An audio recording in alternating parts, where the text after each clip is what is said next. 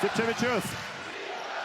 Netaikliai meta kroatas. Oi, kokios grumtynės. Martynas Echodas čia šiek tiek provokavo Žygimantas Skučą. Gražus momentas, būtų gerai pamatyti kartojimą. Jau gavo perspėjimą Žygimantas Skučas. Atsitveria dabar į Echodą.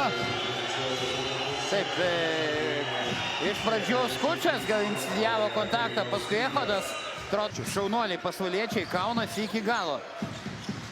Bendžius iš toli, deda tašką. Taip, čia jau deda tašką Eimantas Bendžius. Dainius Adomaitis aikštėje, dabar Skučas vėl provokavo Martyną Echodą, laikė pastarąjį už korpuso. Turėtume sugrįžti prie šio epizodo, žiūrėkime dar kartą į Skučą, žiūrime į jo veiksmus.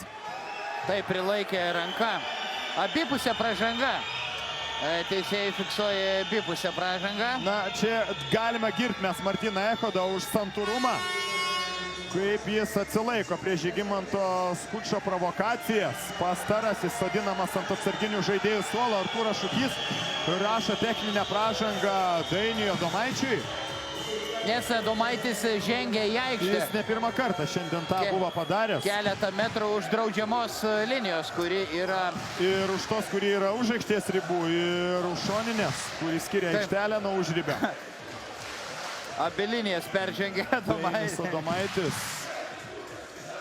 Taip, galima suprasti Ryto strategą, jis saugo savo auklėtinius, jis gina savo žaidėjus. Tai natūralu, tai žmogiška. Alkūnė